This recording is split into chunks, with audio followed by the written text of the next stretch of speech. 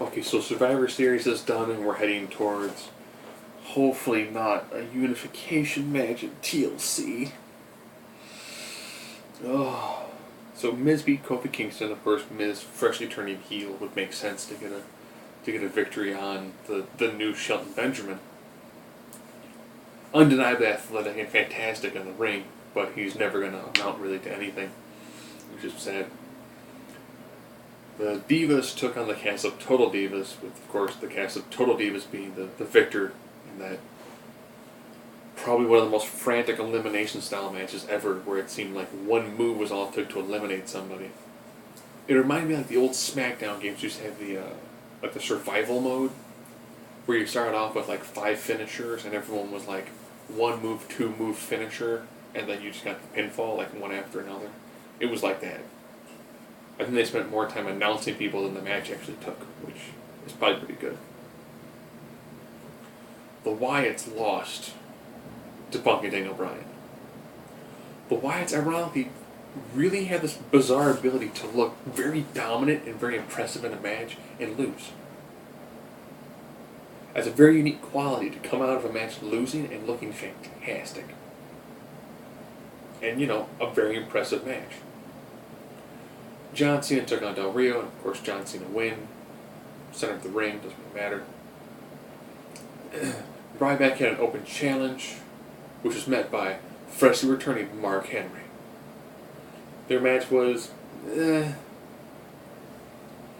seems like these two guys should be able to put on a fantastic power versus power matchup. And they just don't seem to have the proper chemistry to pull off a solid match. Now, ironically, Ryback had looked very impressive last week. Shell-shocking. Big Show, shell-shocking. Khali came up short against Henry. Okay. Not a horrible match, just not a great match. Let's see now, what else are we getting down to? Oh, IC Championship was defended, which is good to see. It's good to see those belts get defended every now and then. Big E Langston, again, fully down over Curtis Axel, which is good. I want to see Big E Langston have a nice, long title run. He definitely does deserve a upper mid-card title feud. Definitely. He's got the belt. It will be unique to see him take on freshly heel Miz. Could actually be pretty interesting sort of builder feud. Because Big E Langston can do pretty solid work with the Miz. Potentially that puts him from upper mid-card to maybe even lower main event. Because you could see something like Big E Langston inside something like Elimination Chamber in February. Or have a really great showing at Royal Rumble leading to a chamber match. So, the marquee 5-on-5 match was probably the match of the night. You got the Rhodes Brothers, or Rhodes Knights, or whatever they call themselves, the Usos, Rey Mysterio versus the Shield and the Real Americans. Nice match, great back and forth, and the heels won. Kind of bizarre to see. But a very, very solid match.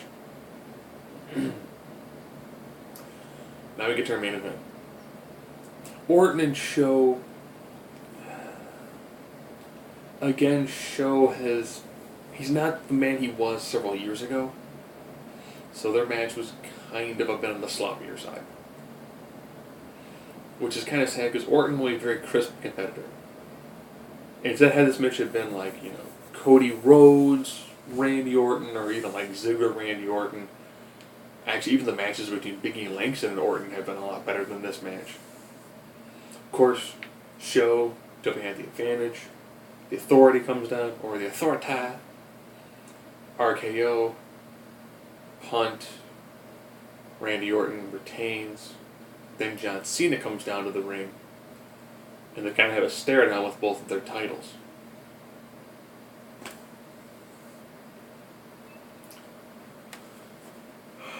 Several years ago, when they had both titles, they actually did an Undisputed Championship, kind of like a tournament match.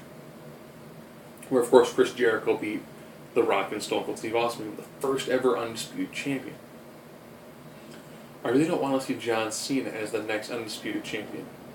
Ironically, when they did that, they had a list of names for who was going to be the next big guy, the next guy who was going to become the main event star at least until WrestleMania the following year. If they do another little tournament, I could see it probably working. However, they need to pick 2 younger guys that could make a definite impact. If there's going to have John Cena versus Randy Orton potentially to unify the titles, here's what you do. You don't unify the belt at TLC. You don't. You just don't. You make it some sort of way where you do either like a fatal 4-way or a 4-way elimination match or a 6-person elimination match, and you do that at Mania. And you say Orton, Cena, Punk, Bryan. You can throw in 2 other guys too. 2 other wild cards, and you make that match at Mania. You make that one of the biggest pay-per-view matches you can have at WrestleMania 30. You don't do it at the TLC pay-per-view.